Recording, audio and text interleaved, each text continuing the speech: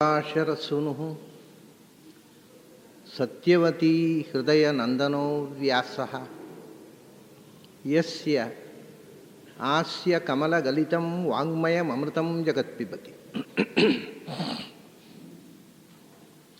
ಭುಜಗ ಭೋಗಾಭಮುದ್ಯಮ್ಯ ಹೃದಯಂ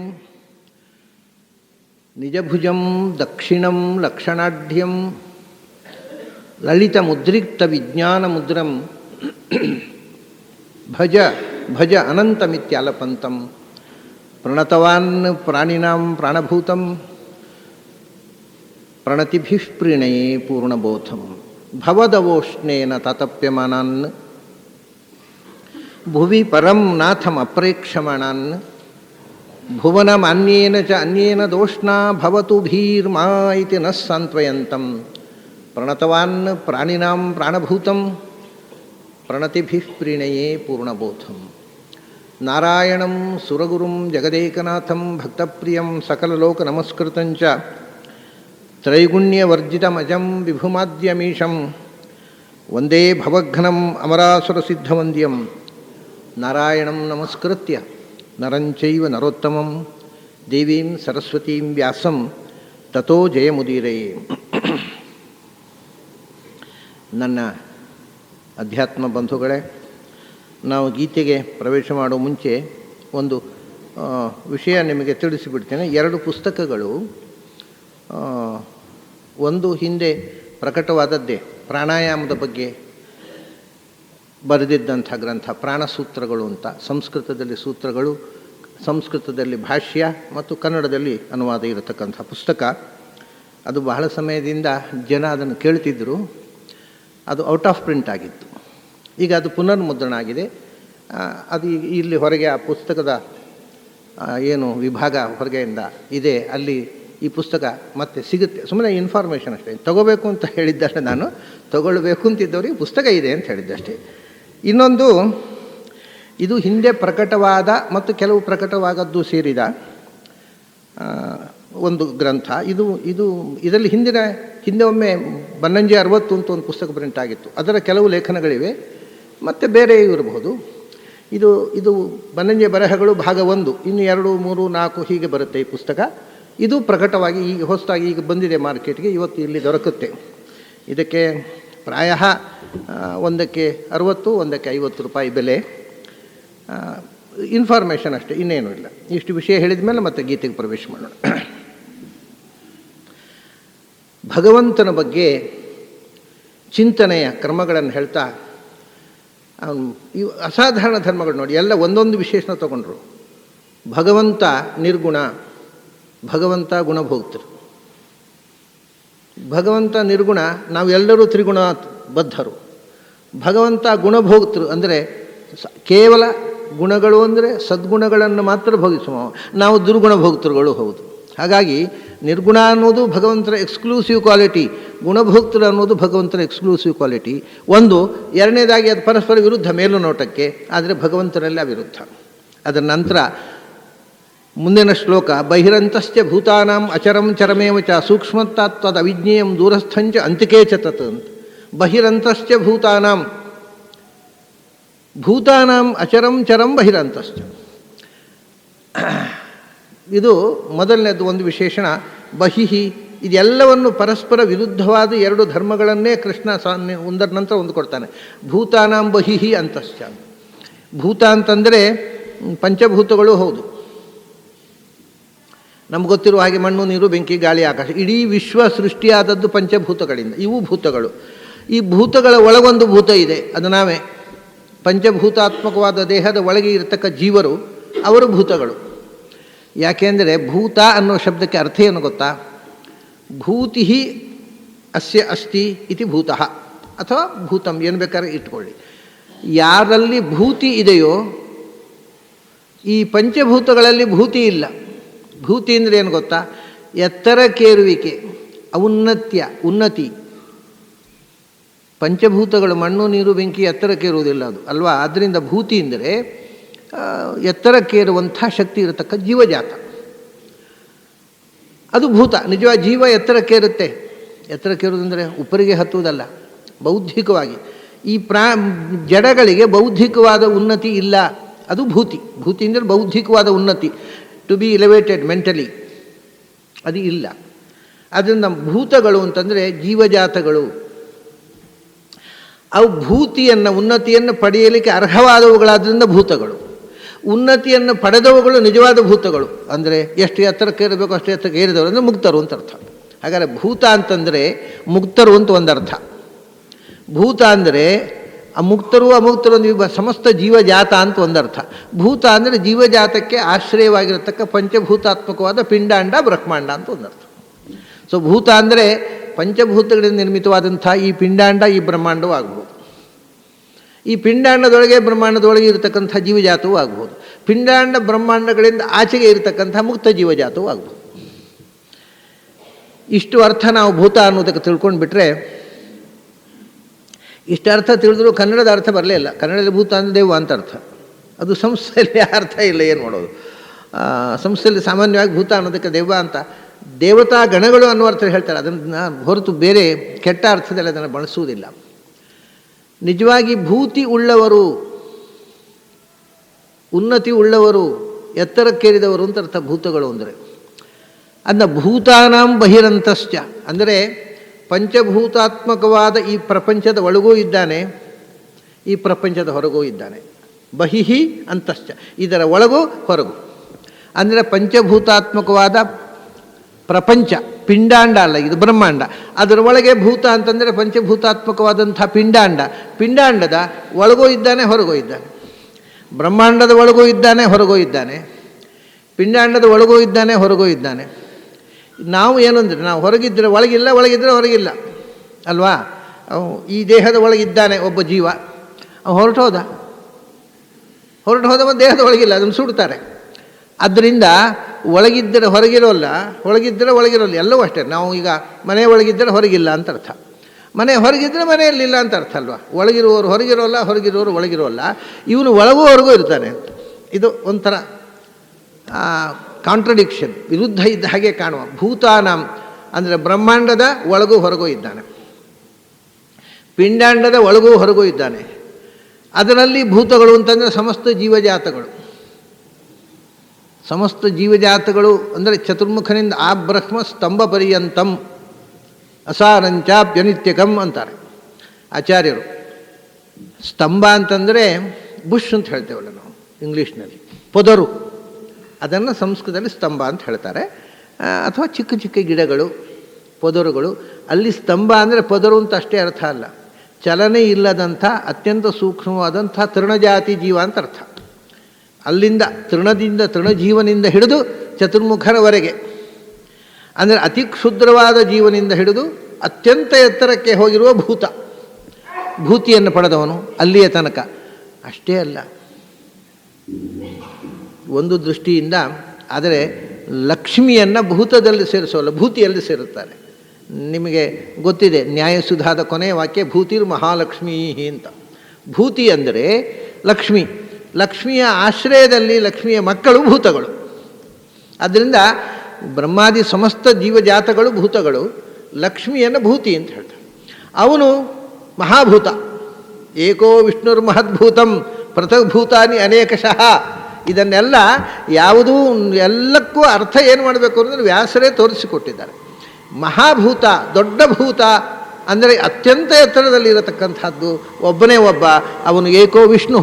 ಉಳಿದವು ಪೃಥಕ್ ಭೂತಾನಿ ಅನೇಕಶಃ, ಮತ್ತೆ ಲಕ್ಷ ಲಕ್ಷ ಅಸಂಖ್ಯವಾದ ಭೂತಗಳಿದ್ದಾವೆ, ಅವೆಲ್ಲ ಬೇರೆ ಬೇರೆ. ಅವು ಎಲ್ಲಕ್ಕೂ ಎತ್ತರದಲ್ಲಿರುವವನು ಮಹಾಭೂತ, ಅಥವಾ ಅವನಿಗೆ ಇನ್ನೊಂದು ಹೆಸರು ಮಹಾಭೂತಿ ಅಂತ. ಮಹಾಭೂತ ಭಗವಂತ, ನಾವೆಲ್ಲ ಭೂತಗಳು. ಆದ್ದರಿಂದ ಅವನು ಯಾಕೆ ಮಹಾಭೂತ ಅಂದರೆ ಈ ಭೂತದ ಒಳಗೂ ಇದ್ದಾನೆ, ಈ ಭೂತದ ಹೊರಗೂ ಇದ್ದಾನೆ.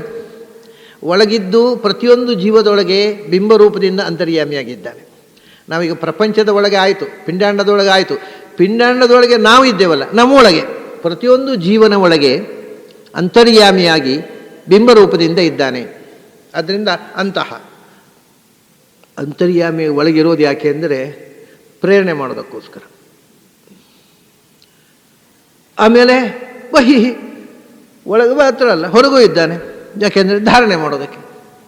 ಹೊರಗಿನಿಂದಲೂ ಪ್ರೇರಣೆ ಧಾರಣೆ ಮಾಡ್ತಾನೆ, ಒಳಗಿನಿಂದಲೂ ಪ್ರೇರಣೆ ಧಾರಣೆ ಮಾಡ್ತಾನೆ. ಅಲ್ಲ, ಒಳಗೆ ಕೂತು ಅದ್ರ ಒಳಗೆ ಕೂತರೆ ಅದನ್ನು ನಡೆಸೋದು ಹೇಗೆ? ಹೊರಗಿನಿಂದಾದರೆ ಪ್ರೇರಣೆ ಮಾಡ್ಬೋದು, ಒಳಗೆ ಕೂತು ಪ್ರೇರಣೆ ಮಾಡೋದು ಹೇಗೆ? ಒಳಗೆ ಇದ್ದು ಅದನ್ನು ಹೊತ್ತುಕೊಳ್ಳೋದು ಹೇಗೆ?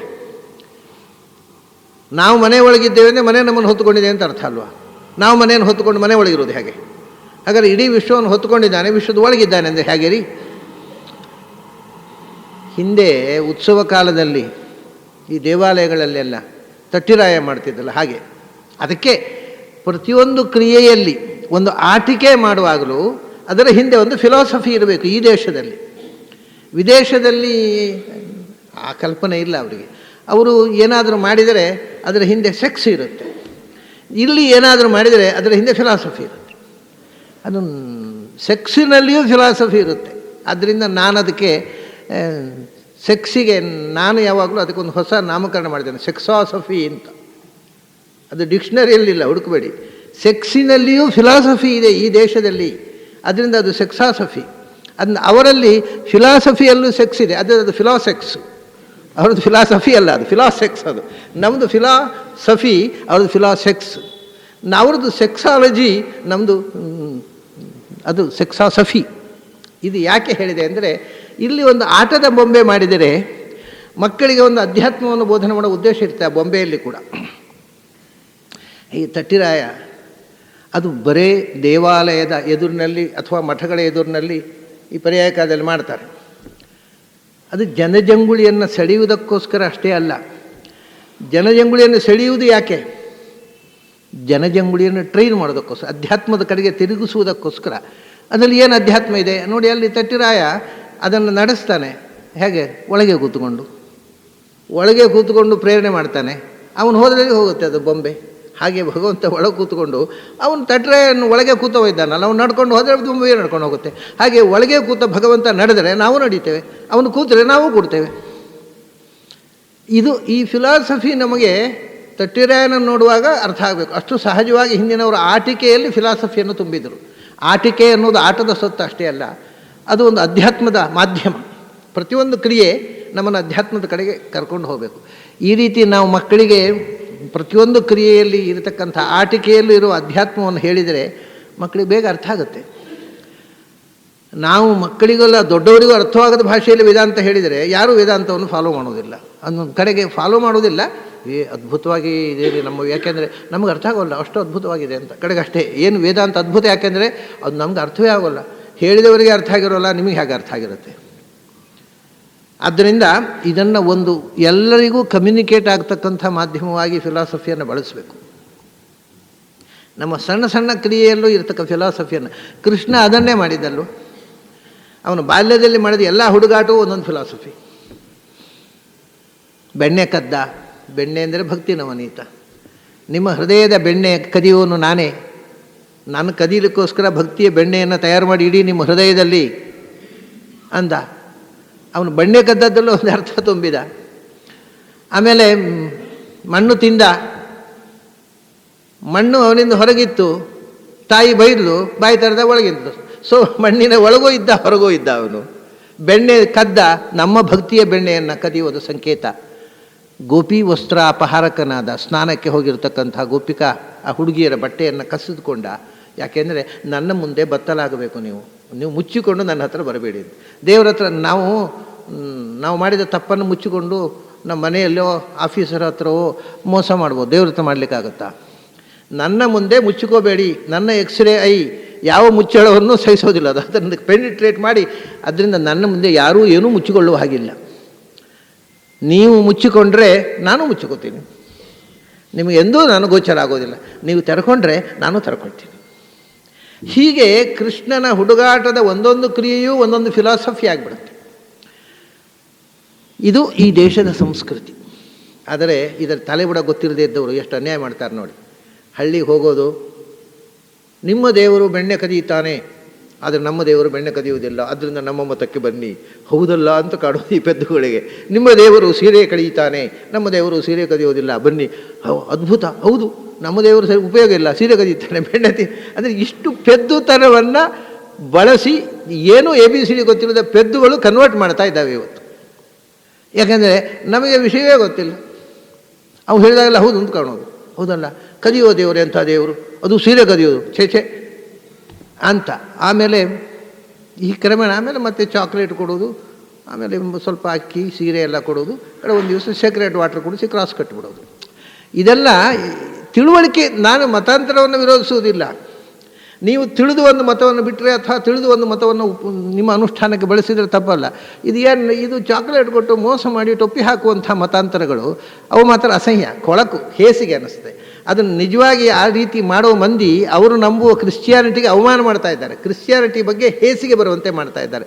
ಯಾಕೆಂದರೆ ಈ ಥರದ ವರ್ತನೆ ಅನ್ನೋದು ಯಾವ ಧರ್ಮಕ್ಕೂ ಶೋಭೆ ಅಲ್ಲ. ಅಂದರೆ ಕೃಷ್ಣ ಬಹಿಹಿ ಅಂತಶ್ಚ, ಅವನು ಒಳಗೂ ಇದ್ದಾನೆ ಹೊರಗೂ ಇದ್ದಾನೆ.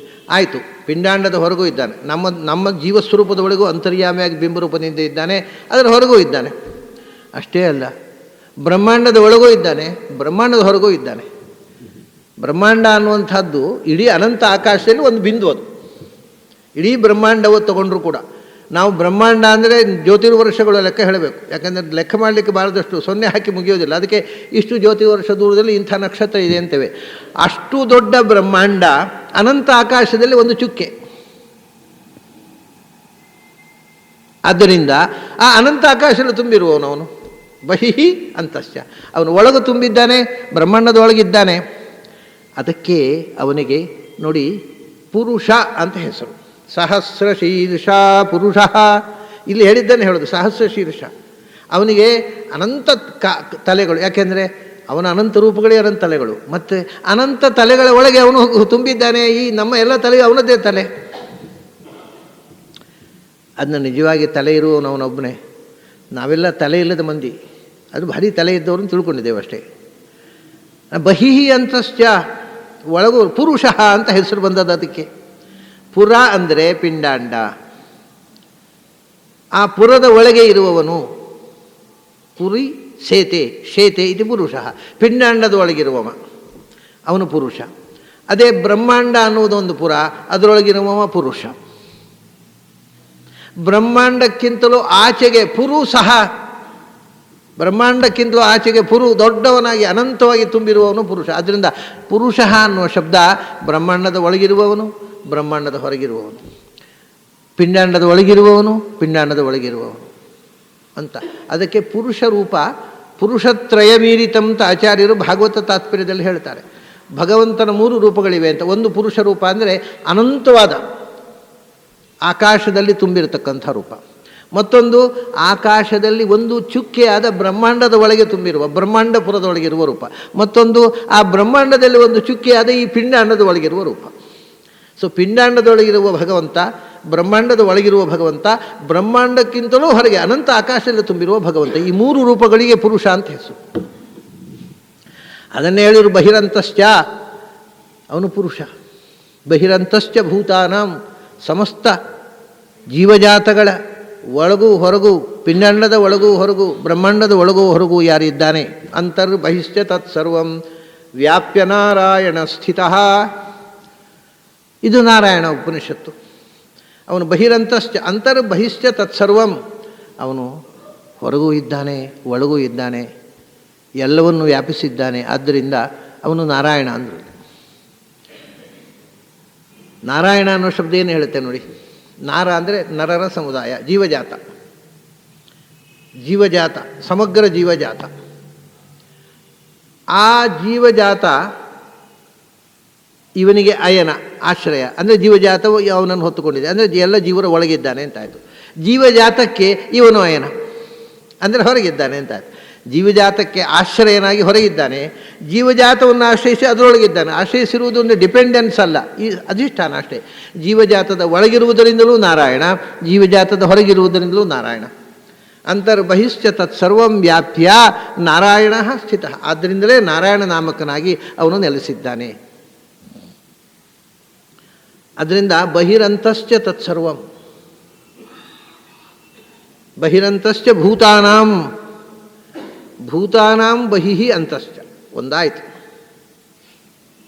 ಇನ್ನೊಂದು ವಿಚಿತ್ರ ಏನು ಅಂದರೆ, ನಾನು ಆಗ ಹೇಳಿದ್ನಲ್ಲ, ಭೂತಿ ಎತ್ತರಕ್ಕೆ ಏರುವ ಸಾಧನೆ ಮಾಡುವ ಜೀವಜಾತರಲ್ಲಿ ಕೆಲವರಿಗೆ ಒಳಗಿಂದ ಕಣ್ಣು ಮುಚ್ಚಿದರೆ ಕಾಣಿಸಿಕೊಳ್ತಾನೆ.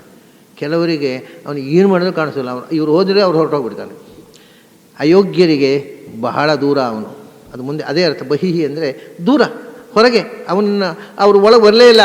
ಭಗವಂತ ಹೃದಯದಲ್ಲಿ ಬಂದು ಕೂತ್ಕೊಳ್ಳೇ ಇಲ್ಲ. ಹೊರಗಿಂದ ಹೊರಗೆ ದೇವರು.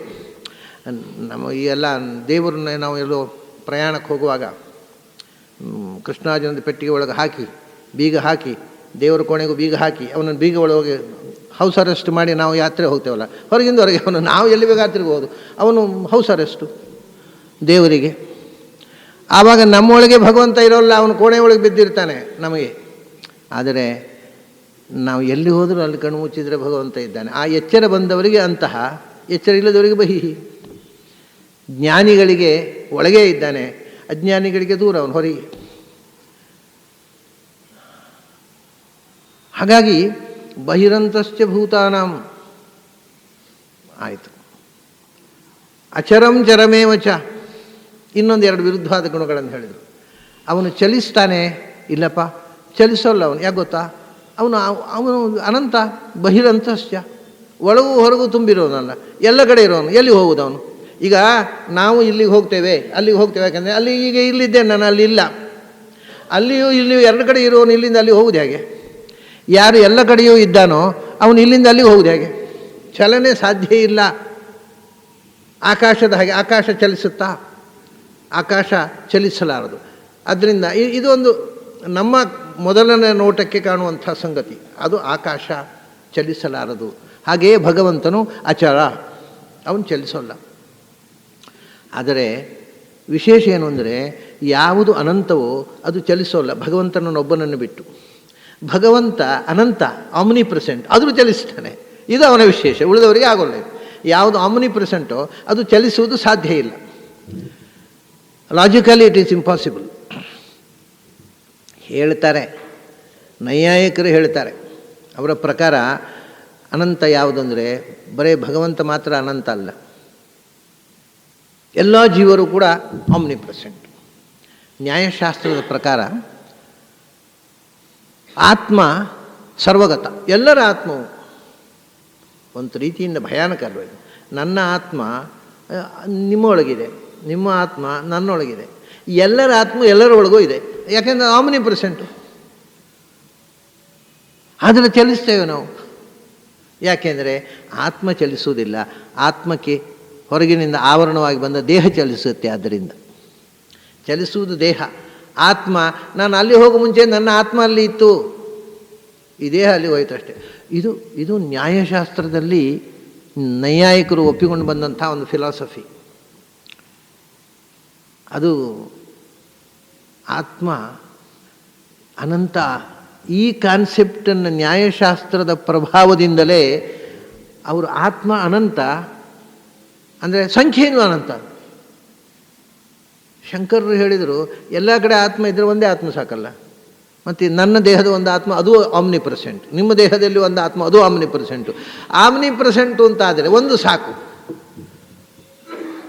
ಪ್ರತಿಯೊಬ್ಬರದ್ದು ಆತ್ಮ ಎಲ್ಲ ಕಡೆ ಇದೆ ಅಂದರೆ ಏನು ಅಧ್ವಾನ ಅದು. ಇಲ್ಲಿ ಆಕಾಶದಲ್ಲಿ ಕೋಟಿ ಕೋಟಿ ಕೋಟಿ ಆತ್ಮಗಳಿದ್ದಾವೆ. ಇಲ್ಲಿ ಅವು ಪಚೀತಿ. ಇದು ಅಸಹ್ಯ ಆಯಿತು. ಅದಕ್ಕೆ ಶಂಕರರು ಹೇಳಿದರು, ಆತ್ಮ ಸರ್ವವ್ಯಾಪಿ ಆದರೆ ಒಂದು ಸಾಕು. ಅದು ಆತ್ಮ ಸರ್ವವ್ಯಾಪಿ ಆದರೆ ಒಂದು ಸಾಕು. ಅಲ್ಲದೇ ಇದ್ದರೆ ಅನಂತರದ ಶಾಸ್ತ್ರಕಾರ ಹೇಳಿದರು ಆತ್ಮ ಸರ್ವವ್ಯಾಪಿ ಅಲ್ಲ. ಇದು ನ್ಯಾಯಶಾಸ್ತ್ರದಿಂದ ಬಂದ ಕಾನ್ಸೆಪ್ಟು. ಆತ್ಮ ಅಣು, ಸ್ಮಾಲರ್ ದ್ಯಾನ್ ಆ್ಯನ್ ಆ್ಯಟಮ್. ಆತ್ಮ ಅಣುವಿಗಿಂತ ಅಣು. ಹಾಗಾದರೆ ಒಂದು ಆತ್ಮ ಸಾಕಾಗೋಲ್ಲ. ನನ್ನೊಳಗಿರುವ ಆತ್ಮ ಬೇರೆ, ನಿಮ್ಮೊಳಗಿರುವ. ಆವಾಗ ಆತ್ಮ ಅಣುವಾದಾಗ ಒಂದೇ ಆತ್ಮ ಎಲ್ಲ ಕಡೆ ಇದೆ ಅನ್ನೋದು ಬಿದ್ದು ಹೋಯಿತು. ಸೊ ಇದೆಲ್ಲ ಒಂದೊಂದು ಥಿಯರಿ ಸೈನ್ಸ್ನಲ್ಲಿ ಬಂದ ಹಾಗೆ ಮತ್ತೊಂದು ಬಿದ್ದು ಹೋಗುತ್ತಲ್ಲ. ಹಿಂದೆ ಒಂದು ಕಂಡಿರ್ತಾರೆ, ಆಮೇಲೆ ಮತ್ತೊಬ್ಬ ಬರ್ತಾನೆ. ನ್ಯೂಟನ್ ಬಂದ ಮೇಲೆ ಅವನೊಂದು ಹೊಸ ಸಿದ್ಧಾಂತ ಮಾಡಿದ. ಐನ್ಸ್ಟೈನ್ ಬಂದ ಮೇಲೆ ಅವರೊಂದು ಸಾಪೇಕ್ಷ ಸಿದ್ಧಾಂತ ಮಾಡಿದ. ಐನ್ಸ್ಟೈನ್ ಬಂದ ಮೇಲೆ ಜಯಂತ ನಾರಾಯಣಿಕರು ಐನ್ಸ್ಟೈನ್ ಥಿಯರಿಯನ್ನು ಖಂಡನೆ ಮಾಡಿದರು. ಇದು ಬೆಳವಣಿಗೆ. ಹಾಗೆಯೇ ಆತ್ಮ ಒಂದೇ ಅಂತಂದಾಗ ಒಂದೇ ಆತ್ಮ ಸಾಕು. ಒಂದು ಅನಂತವಾದ ಸರ್ವಗತವಾದ ಅನೇಕ ಆತ್ಮ ಯಾಕೆ ಬೇಕು ಅಂತ ಆತ್ಮ ಅನಂತ ಅಲ್ಲ, ಸರ್ವಗತ ಅಲ್ಲ, ಅದು ಅಣು. ಹಾಗಾದ್ರೆ ಬೇಕು ಒಂದೊಂದು ದೇಹದೊಳಗೆ ಒಂದೊಂದು ಬೇರೆ ಬೇರೆ ಆತ್ಮ ಬೇಕು. ಆವಾಗ ಆತ್ಮ ಅಣುವಾದ್ದರಿಂದ ಆತ್ಮ ಒಂದೇ ಅಲ್ಲ, ಅನಂತ ಅನ್ನೋ ಸಿದ್ಧಾಂತ ಬಂತು. ಇವೆಲ್ಲ ಬೆಳವಣಿಗೆಗಳು. ನಮ್ಮ ಬುದ್ಧಿ ಬೆಳೆದರೆ ಇದು ಒಂದೊಂದನ್ನೇ ಅರ್ಥ ಮಾಡಿಕೊಂಡು ಒಂದನ್ನು ಬಿಟ್ಟು ಮತ್ತೊಂದನ್ನು ಗ್ರಹಣ ಮಾಡಲಿಕ್ಕೆ ಬರುತ್ತೆ. ಬುದ್ಧಿ ಬೆಳೆಯದೆ ಕೆನ್ನೆ ಮಾತ್ರ ತಟ್ಟಿಕೊಳ್ಳುವವರಿಗೆ ಯಾವುದೂ ಅರ್ಥ ಆಗೋಲ್ಲ. ಅವ್ರಿಗೇನು ನಾವು ನಂಬಿಕೊಂಡದ್ದು ಸಾಕು ಸ್ವಾಮಿ, ನಮಗೆ ನೀವು ಏನು ಬೇಕಾದ್ರೆ ಹೇಳಿ, ಹಿಂದಿನಿಂದ ಬಂದದ್ದನ್ನು ನಾವು ಬಿಡೋಲ್ಲ ಅಂತ ಕೂತ್ಬಿಡ್ತಾರೆ ಅವರು. ಅವರು ಏನು ಅಂದರೆ ಅವರಿಗೆ ಅವ್ರದ್ದು ಒಂದೇ ಒಂದು ಕ್ವಾಲಿಫಿಕೇಷನ್ ಹಿಂದಿನಿಂದ ಬಂದದ್ದನ್ನು ಬಿಡದೇ ಇರೋದು, ಬೇರೆ ಏನೂ ಕ್ವಾಲಿಫಿಕೇಷನ್ ಇಲ್ಲ. ಅದನ್ನ ಒಂಥರ ಎನಾಲಿಟಿಕಲ್ ಮೈಂಡೇ ಇಲ್ಲದೆ ನಮ್ಮ ಶ್ರದ್ಧೆ ನಮ್ಮ ಎನಾಲಿಟಿಕ್ ಮೈಂಡನ್ನು ಕೊಂದು ಬಿಡುತ್ತೆ. ಶ್ರದ್ಧಾಮಯೋಯಂ ಪುರುಷ, ಕೃಷ್ಣ ಹೇಳಿದ, ನಿನ್ನ ಶ್ರದ್ಧೆ ಯಾವುದೋ ಅದೇ ನಿನ್ನ ಸ್ವರೂಪ, ಅದನ್ನು ನೀನು ಬದಲಾಗೋಲ್ಲ, ನಿನ್ನ ಹಣೆ ಬರಹ ಅದು ಅಂದ ಕೃಷ್ಣ. ಹಾಗಾಗಿ ಅಚರಂ, ಜೀವ ಚಲಿಸ್ತಾ ಇದೆ. ಯಾಕೆಂದರೆ ಜೀವಾಣು, ಅಣುವಿಗೆ ಚಲನೆ ಇದೆ. ಯಾಕಂದರೆ ಅದಿರುವುದು ಒಂದು ಸ್ಥಾನದಲ್ಲಿ, ಅಲ್ಲಿಂದ ಎಲ್ಲಿ ಬೇಕಾದ್ರೆ ಚಲಿಸ್ಬೋದು. ಯಾವುದು ಸರ್ವಗತವೋ ಅದು ಚಲಿಸಲಾರದು. ಆದರೆ ಭಗವಂತ ಸರ್ವಗತ, ಅಂತರ್ಬಹಿಶ್ಚ, ಆದರೂ ಅಚರಂ, ಆದರೂ ಚರಂ. ಅವನು ಸರ್ವಗತ, ಆದ್ದರಿಂದ ಅಚರ, ಅವನು ಚಲಿಸೋಲ್ಲ, ಆದರೂ ಚಲಿಸ್ತಾನೆ. ಯಾಕೆಂದರೆ ಭಗವಂತ ಅಣೋರಣೀಯನ್ ಮಹತೋ ಮಹೀಯನ್, ಅಣುವಿಗಿಂತ ಅಣುವಾದ ರೂಪವೂ ಇದೆ ಅವನಿಗೆ, ಮಹತ್ತಿಗಿಂತ ಮಹತ್ತಾದ ರೂಪವೂ ಇದೆ.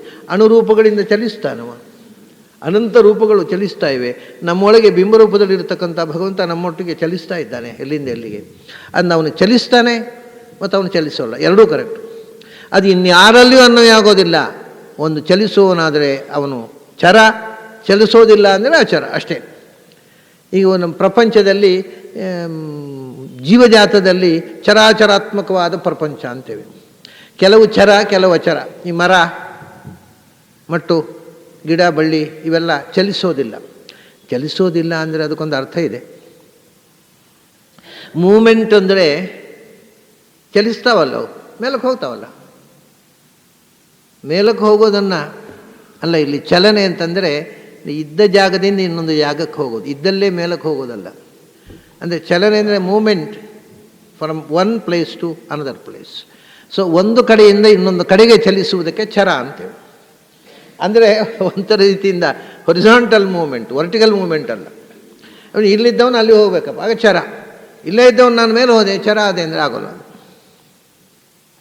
ಹಾಗಾಗಿ ಕೆಲವು ಚರ, ಮನುಷ್ಯ, ಪ್ರಾಣಿಗಳು, ಪಕ್ಷಿಗಳು ಇವು ಚರ. ಮರ, ಗಿಡ, ಬಳ್ಳಿ ಇವು ಅಚರ. ಅಚರಂ ಚರಂ ಎರಡಿದೆ. ಆದರೆ ಚರ ಆದದ್ದು ಅಚರ ಅಲ್ಲ, ಅಚರ ಆದದ್ದು ಚರ ಅಲ್ಲ. ಭಗವಂತ ಎರಡೂ ಹೌದು, ಅವನು ಚರವೂ ಹೌದು, ಅಚರವೂ ಹೌದು. ಇನ್ನೊಂದು ತಮಾಷೆನ ಗೊತ್ತುಂಟ, ನಾನು ನಿನ್ನೆ ಹೇಳಿದೆ ಒಂದು ಮಾತು, ಭಗವಂತ ಹೆಣ್ಣು ಹೌದು, ಗಂಡು ಹೌದು. ಯಾಕೆಂದರೆ ಹೆಣ್ಣಿನ ಒಳಗೂ ಇರುವವನವನು, ಗಂಡಿನೊಳಗೂ ಅಂತರ್ಯಾಮಿಗಿರುವವನವನು. ಹಾಗೆಯೇ ಭಗವಂತ ಚರವೂ ಹೌದು, ಭಗವಂತ ಅಚರನು. ಯಾಕೆಂದರೆ ಚರದೊಳಗೆ ಇರುವವನವನೇ, ಅಚರದೊಳಗಿರುವವನವನೇ. ಅಚರದೊಳಗೆ ಅಚರವಾಗಿ ಕೂತಿದ್ದಾನೆ, ಚರದೊಳಗೆ ಚರವಾಗಿ ಕೂತಿದ್ದಾನೆ. ಹಾಗೆ ಅವನು ಚರಾಚರ, ನಾವು ಒಂದೋ ಚರ ಒಂದೋ ಅಚರ, ಅವನು ಚರಾಚರ. ಇನ್ನೊಂದು ತಮಾಷೆ, ಭೂತಾನಾಂ ಅಚರಂ ಜನಮೇವಚ. ಯಾವುದು ಭೂತಾನಾಂ ಪ್ರಪಂಚದಲ್ಲಿರ್ತಕ್ಕ ಜೀವಜಾತಗಳಲ್ಲಿ ಯಾವುದು ಚರವೋ ಯಾವುದು ಅಚರವೋ ಅದು ಎಲ್ಲವೂ ಭೂತಾನಾಂ ಚರಂ ಅಚರಂ. ಭೌತಿಕ ಪ್ರಪಂಚದಲ್ಲಿ ಚರಾಚರಾತ್ಮಕವಾದ ಸಮಸ್ತ ಜೀವಗಳು ಅಂತ ಅರ್ಥ. ಇಲ್ಲಿ ಭಗವಂತನ ವಿಶೇಷಣ ಏನು ಏನಿದೆ, ಭೂತಾನಾಂ ಚರಂ ಅಚರಂ, ಅದು ಆ ಚರಾಚರ ಉಂಟಲ್ಲ, ಅದರ ಬಹಿಹಿ ಅಂತಶ್ಚ, ಅದರ ಒಳಗೂ ಚರಾಚರಾತ್ಮಕವಾದ ಪ್ರಪಂಚ ಮೊದಲು ಎಲ್ಲಿತ್ತು? ಪ್ರಳಯ ಕಾಲದಲ್ಲಿ ಭಗವಂತನ ಹೊಟ್ಟೆಯಲ್ಲಿತ್ತು. ತಸ್ಯೋದರಸ್ಥ ಜಗತಃ ಸದಮಂದ ಸಾಂದ್ರ ಸ್ವಾನಂದ ತುಷ್ಟ ವಪುಷೋಭಿ ರಮಾರಮಸ್ಯ. ಅದು ಅಂತಹ ಪ್ರಳಯ ಕಾಲದಲ್ಲಿ ಅಂತಹ ಇತ್ತು ಎಲ್ಲ. ಯಾವುದು? ಚರಾಚರಾತ್ಮಕವಾದ ಪ್ರಪಂಚ. ಸೃಷ್ಟಿಯಾಗುವಾಗ ಬಹಿ ಹೊರಗೆ ಬಂತು. ಸೊ ಇಡೀ ಪ್ರಪಂಚ ಭೂತಾನಾಂ ಮಧ್ಯೆ ಚರಂ ಅಚರಂಚ, ಚರಾಚರಾತ್ಮಕವಾದ ಸಮಸ್ತ ಪ್ರಪಂಚ ಪ್ರಳಯ ಕಾಲದಲ್ಲಿ ಅವನ ಹೊಟ್ಟೆ ಒಳಗಿತ್ತು. ಆಮೇಲೆ ಸೃಷ್ಟಿಕಾಲದಲ್ಲಿ ಬಹಿ ಹೊರಗೆ ಬಂತು. ಹೀಗೆ ನಾನಾ ವಿಧವಾದ ಭಗವಂತನ ವ್ಯಾಪಾರಗಳನ್ನು ಅನುಸಂಧಾನ ಮಾಡಲಿಕ್ಕೆ ಬರುವಂಥ ಒಂದು ವಿಶೇಷಣ ಇದು ಕೂಡ. ಬಹಿಹಿ ಅಂತಶ್ಚ ಭೂತಾನಾಂ ಅಚರಂ ಚರಮೇವ ಚಾನ್. ಬಹಿಹಿ ಅಂತಶ್ಚ ಅಂತ ಮೊದಲು ನೋಡಿ, ಅಂತರ್ಬಹಿಶ್ಚ ತತ್ಸರ್ವಂ ವ್ಯಾಪ್ಯ ನಾರಾಯಣ ಸ್ಥಿತ ಅಂತ ಉಪನಿಷತ್ನಲ್ಲಿ ಮೊದಲು ಅಂತಃ ಅಂತ ಹೇಳಿದರು. ಯಾಕೆಂದರೆ ಅದು ಜ್ಞಾನಿಗಳ ಅನುಸಂಧಾನ. ಭಗವಂತ ಒಳಗೂ ಇದ್ದಾನೆ, ಹೊರಗೂ ಇದ್ದಾನೆ. ಆದರೆ ಆ ಅನುಸಂಧಾನದ ಮೆಟ್ಲೆ ಹೇಗೆ ಅಂದರೆ, ಮೊದಲು ನಾವು ಭಗವಂತನನ್ನು ಹೊರಗಿನಿಂದ ನೋಡೋದು, ಗುಡಿಯಲ್ಲಿ ಹೋಗಿ ನೋಡೋದು, ಪೀಠದಲ್ಲಿ ಇರುವ ಪ್ರತಿಮೆಯಲ್ಲಿ ನೋಡೋದು, ಅಥವಾ ಯಾವ್ಯಾವುದು ಪುಣ್ಯಕ್ಷೇತ್ರದಲ್ಲಿ ಹೋಗೋದು. ಯಾಕೆಂದರೆ ನಮಗೆ ಭಗವಂತ ಹೊರಗಿರೋದು. ಆಮೇಲೆ ಬಲಿಚಕ್ರವರ್ತಿಯು ಹಾಗೆ. ಮೊದಲು ವಾಮನ ಹೊರಗಿದ್ದವನು ಹೊರಗೆ ಒಂದು ಪುಟ್ಟ ಹುಡುಗ. ಆಮೇಲೆ ಎರಡನೇ ಸ್ಟೇಜ್ನಲ್ಲಿ ಅವನು ಭೂಮ್ಯಾಕಾಶಗಳನ್ನು ತುಂಬಿದ. ಬಹಿಹಿ ಹೊರಗೆ ಎಲ್ಲ ಕಡೆ ತುಂಬಿದ. ಅದಾದ ಮೇಲೆ ಹೊರಗೆ ಎಲ್ಲ ಕಡೆ ಇರತಕ್ಕಂಥ ಭಗವಂತ ಇದ್ದಾನಲ್ಲ, ಅವನು ನನ್ನೊಳಗೆ ಇದ್ದಾನಲ್ಲ ಅಂತ ತಲೆ ಕೊಟ್ಟ. ಆತ್ಮನಿವೇದನಂ ಅಂತಹ ಇದು ನಮ್ಮ ಉಪಾಸನೆಯ ಮಜಲಿನಲ್ಲಿ ಮೊದಲು ಬಹಿಹಿ, ಆಮೇಲೆ ಅಂತಹ. ಅದಕ್ಕೆ ಬಹಿರಂತಶ್ಚ ಭೂತಾನ ಅಂತ ಆ ಕ್ರಮದಲ್ಲೇ ಇಲ್ಲಿ ಕೃಷ್ಣ ಕೊಟ್ಟ. ಜ್ಞಾನ ಬಂದ ಮೇಲೆ ಅವನು ಬಹಿರಂತಶ್ಚ ಅಂತರ್ಬಹಿಶ್ಚ. ಮೊದಲು ನನ್ನೊಳಗಿದ್ದಾನೆ, ನನ್ನೊಳಗಿರುವ ಭಗವಂತ ಎಲ್ಲ ಕಡೆ ಇದ್ದಾನೆ. ನಾವು ಅಭ್ಯಾಸ ಮಾಡುವಾಗ ಭಗವಂತ ಹೊರಗಿದ್ದಾನೆ, ಆಮೇಲೆ ಒಳಗೆ ಬರ್ತಾನೆ. ಹಾಗಾಗಿ ಬಹಿರಂತಶ್ಚ ಅಂದ ಕೃಷ್ಣ, ಹೊರಗೂ ಒಳಗೂ ಇರತಕ್ಕ ಭಗವಂತ. ಚರಂ ಅಚರಂ, ಅವನು ಚಲಿಸುತ್ತಾನೆ, ಅವನು ಚಲಿಸೋಲ್ಲ ಅಂತ ಒಂದು ಮಾತು ಫ್ರಿಡ್ಜಾಫ್ ಕಾಪ್ರಾ ಅಂತ ಒಬ್ಬ ಇವತ್ತು ಬದುಕಿರತಕ್ಕಂಥ ಒಬ್ಬ ಅಮೇರಿಕನ್ ಸೈಂಟಿಸ್ಟ್. ಆತ ಟಾವ್ ಆಫ್ ಫಿಸಿಕ್ಸ್ ಅಂತ ಒಂದು ಗ್ರಂಥ ಬರೆದಿದ್ದಾನೆ. ನೀವು ಬಹಳ ಜನ ಅದನ್ನು ನೋಡಿರಬಹುದು, ಓದಿರಬಹುದು, ಕೇಳಿರಬಹುದು. ಬಹಳ ಅದ್ಭುತವಾದ ಪುಸ್ತಕ. ಅದು ಟಾವ್ ಅಂತ ಬುದ್ಧಿಸಮ್ ಸಂಬಂಧಪಟ್ಟ ಶಬ್ದ. ಟಾವ್ ಆಫ್ ಫಿಸಿಕ್ಸ್ ಅಂದರೆ ಫಿಲಾಸಫಿ ಆಫ್ ಫಿಸಿಕ್ಸ್, ಭೌತವಿದ್ಯೆಯ ಹಿಂದೆ ಇರತಕ್ಕ ಅಧ್ಯಾತ್ಮ. ಏನದು ಅಂದರೆ ಅವನು ಹೇಳ್ತಾನೆ, ಈಗ ನಾವು ಭೌತವಿದ್ಯೆಯನ್ನು ಶೋಧನೆ ಮಾಡ್ತಾ ಮಾಡ್ತಾ ಮಾಡ್ತಾ ಮಾಡ್ತಾ ಹೋದೆವು, ಪರಮಾಣುವಿನ ತನಕ ಬಂದೆವು. ಅಂತಹ ಅದರೊಳಗೇನು ಮೊದಲು ಬಹಿಹಿ ರೂಪ ಕಂಡಿತು, ಅದರ ಒಳಗೇನು ಅಂತ ಹೋದೆವು, ಸಣ್ಣದು ಇನ್ನೂ ಸಣ್ಣದು ಮಾಡ್ತಾ ಮಾಡ್ತಾ ಮಾಡ್ತಾ ಮಾಡ್ತಾ ಅತ್ಯಂತ ಸೂಕ್ಷ್ಮವಾದ ಪರಮಾಣು ನಮ್ಮ ಗಮನಕ್ಕೆ ಬಂತು. ಪರಮಾಣು ಕೊನೆಯ ಅಲ್ಲ, ಮತ್ತು ಅದರೊಳಗೆ ಸಬ್ ಆಟಮ್ಸ್ ಇವೆ. ಅದೇನು? ಅಯ್ಯೋ ಎಷ್ಟಿದೆ ಅದು ಲೆಕ್ಕ ಮಾಡಲಿಕ್ಕೆ ಬರೋಲ್ಲ, 100 ಇದೆ ಅದರೊಳಗೆ ಸಬ್ ಆಟಮ್ಸ್. ಮುಂಚೆನೋ ಮೂರೇ ಅಂತ ಇಲೆಕ್ಟ್ರಾನ್, ನ್ಯೂಟ್ರಾನ್, ಪ್ರೋಟಾನ್ ಅಂತಿದ್ದರೆ ಈಗ 100 ಸಬ್ ಆಟಮ್ಸ್ ಇವೆ. ಆಮೇಲೆ ಅವನು ಹೇಳ್ತಾನೆ, ಅವು ಚಲಿಸ್ತಾ ಇದ್ದಾವೋ ಅಥವಾ ಸ್ಥಿರವಾಗಿದ್ದಾವೋ, whether it is a particle study or it is a wave of energy, or whether it moves or not, ನಮಗೆ ಗೊತ್ತಿಲ್ಲ ಅಂತ. ಆ ಸಬ್ ಆಟಮ್ಸ್ನಿಗೆ ಚಲನೆ ಉಂಟೋ, ಸ್ಥಿರವಾಗಿದೆಯೋ, ಅದರ ಏನು ಕಾರವಾರ ಒಂದೂ ನಮಗೆ ಅರ್ಥ ಆಗೋಲ್ಲ. ಆದರೆ ಇದು ನಮಗೆ ಅರ್ಥ ಆಗದೇ ಇದ್ದದ್ದು ಭಾರತದ ಋಷಿಗಳಿಗೆ ಅರ್ಥ ಆಗಿತ್ತು ಅಂತ ಹೇಳ್ತಾನವನು, ಅಮೇರಿಕನ್ನವ. ನಮ್ಮ ಸೈಂಟಿಸ್ಟ್ಗಳಿಗೆ ಇದೆಲ್ಲ ಹೊಳೆಯೋಲ್ಲ ಅಷ್ಟು ಬೇಗ. ಯಾಕೆಂದರೆ ಅವರೇ ಪಾಶ್ಚಾತ್ಯರು ಏನು ಬರ್ತದೆ ಅದನ್ನು ಉರು ಹೊಡೆದು ಇವು ಸೈನ್ಸ್ ಓದುವವುಗಳು. ಅವು ಸ್ವಂತ ಸೈನ್ಸೇ ಇಲ್ಲ ಇಲ್ಲಿ. ಅವರು ಬರೆದದ್ದನ್ನು ಉರು ಹೊಡೆದು ಪಾಸಾಗುವ ಸೈಂಟಿಸ್ಟ್ಗಳಿರೋದಿಲ್ಲ. ಕ್ರಿಯೇಟಿವ್ ಸೈಂಟಿಸ್ಟ್ಗಳಿಲ್ಲ. ಇದ್ದವರು ಒಂದು ಬೆರಳೆಣಿಕೆಷ್ಟು ಇರ್ಬೋದು, ಅವನು ಕೇಳೋರಿಲ್ಲ. ಯಾಕೆಂದರೆ ಇಲ್ಲಿ ಕ್ರಿಯೇಟಿವಿಟಿಗೆ ಬೆಲೆ ಇಲ್ಲ. ಹಿಂದಿನಿಂದ ನಡ್ಕೊಂಡು ಬಂದದ್ದನ್ನು ಹೇಳಿದೆಯೋ ಆಯಿತು, ಇಲ್ಲ ಅಂದರೆ ನನಗೆ ಬಹಿಷ್ಕಾರ ಆಗ್ತೇನೆ ಅಂತ ಹೇಳಿಬಿಡ್ತಾರೆ ಇಲ್ಲ. ಅದರಿಂದ ನೀವು ಏನು ಹೊಸ್ತು ಹೇಳೋ ಹಂಗಿಲ್ಲ. ಪಾಪ ಸೈಂಟಿಸ್ಟ್ಗಳಿಗೂ ಹಂಗೆ. ಅವನು ಹೇಳ್ತಾನೆ, ಋಷಿಗಳಿಗೆ ಗೊತ್ತಿತ್ತು, ಭಾರತದ ಋಷಿಗಳಿಗೆ. ಯಾಕೆ? ಅವನಿಗೆ ಆ ಮಂತ್ರದ ಆಚಾರ್ಯರ ಭಾಷ್ಯ ಗೊತ್ತಿರಲಿಲ್ಲ. ಆದರೆ ಅವನು ಹೇಳಿದ ಅರ್ಥ ತಪ್ಪಲ್ಲ. ಅವನು ಹೇಳ್ತಾನೆ, ತದೇ ಜತಿ ತನ್ನೇ ಜತಿ. ಜಗತ್ತಿನ ಎಲ್ಲಕ್ಕಿಂತ ಮೂಲಕ್ಕೆ ಹೋದರೆ ನಮಗೆ ಅದಕ್ಕಿಂತ ಇನ್ನು ಮೂಲ ಗೊತ್ತಿಲ್ಲ, ಸಬ್ ಆಟಮ್ಸು. ಆ ಜಗತ್ತಿನ ಎಲ್ಲಕ್ಕಿಂತ ಮೂಲ ಉಂಟಲ್ಲ, ಸರ್ವಮೂಲ, ಅದೇನು ಅಂದರೆ ತದೇ ಜತಿ ತನ್ನೇ ಜತಿ. It moves and it moves not. ಅದು ಚಲಿಸುತ್ತೆ ಅಂದರೆ ಚಲಿಸುತ್ತೆ, ಚಲಿಸೋದಿಲ್ಲ ಅಂತ ಚಲಿಸೋದಿಲ್ಲ. ನಮಗೂ ಅಷ್ಟೇ ಗೊತ್ತಿರೋದು ಪ್ರಪಂಚದ ಬಗ್ಗೆ ಅಂತ ಇದನ್ನು ಕೋಟ್ ಮಾಡಿದ್ದಾನೆ. ಭಾರತದ ಋಷಿಮುನಿಗಳು ಈ ಸತ್ಯವನ್ನು ಸಾವಿರಾರು ವರ್ಷಗಳ ಹಿಂದೆ ಕಂಡುಕೊಂಡಿದ್ದರು. ನಾವು ಇಷ್ಟು ವಿಜ್ಞಾನ ಅಡ್ವಾನ್ಸ್ ಆದಮೇಲೆ ನಮಗೂ ತಿಳಿದಿರುವುದು ಇಷ್ಟೇ. ಅವರು ಯಾವ ಲ್ಯಾಬೊರೇಟರಿ ಇಲ್ಲದೆ, ಯಾವ ಅಪೇರೇಟರ್ಸ್ ಇಲ್ಲದೆ ಹೇಳಿದ್ರು ತದೇ ಜತಿ ತನ್ನೇ ಜತಿ ಅಂತ. ನಾವು ಎಲ್ಲ ಲ್ಯಾಬೊರೇಟರಿ ಟೆಸ್ಟ್ ಮಾಡಿ ಕೊನೆಗೆ ಬಂದ ಕನ್ಕ್ಲೂಷನು ಅಷ್ಟೇ ಅಂತಾನೆ. ಭಾಳ ಅದ್ಭುತ ಮನುಷ್ಯ ಅವನು ತನ್ನ ಅನುಭೂತಿ ಹೇಳ್ತಾನೆ. ಒಂದು ಕಡೆ ಸೃಷ್ಟಿಯ ಬಗ್ಗೆ ಯೋಚನೆ ಮಾಡ್ತಾ ಕೂತಂತೆ ಒಮ್ಮೆ. ಸೃಷ್ಟಿ ಅಂದರೆ ಅನಂತವಾದ ಆಕಾಶದಲ್ಲಿ ತುಂಬಿರತಕ್ಕಂಥ ಪರಮಾಣುಗಳೆಲ್ಲ ಹತ್ತಿರ ಬಂದು ಒಂದಕ್ಕೊಂದು ಸೇರಿ ಸ್ಥೂಲ ರೂಪ ಒಂದೊಂದು ಆಕಾರ ಆಗೋದಲ್ವ. ಸಬ್ ಆಟಮ್ಸು ಎಲ್ಲ ಸೇರಿ ಆ್ಯಟಮ್ ಆಯಿತು, ಆ್ಯಟಮ್ ಸೇರಿ ದಣುಕ ಆಯಿತು, ದಣುಕ ಸೇರಿ ತಣುಕ ಆಯಿತು, ಆಮೇಲೆ ದೊಡ್ಡದಾಯಿತು ವಿಶ್ವ ಆಯಿತು. ಸೊ ಈ ಸೂಕ್ಷ್ಮ ಇದ್ದದ್ದು ಸ್ಥೂಲ ಆಗುವುದೇ ಪ್ರಪಂಚ ಅಲ್ವ. ಆ ಸ್ಥೂಲವಾದ ಪ್ರಪಂಚ ಮತ್ತೆ ಸಿಡಿದು ಪರಮಾಣುವಾಗಿ ಆಕಾಶದಲ್ಲಿ ತುಂಬುವುದೇ ಪ್ರಳಯ ಅಲ್ವ.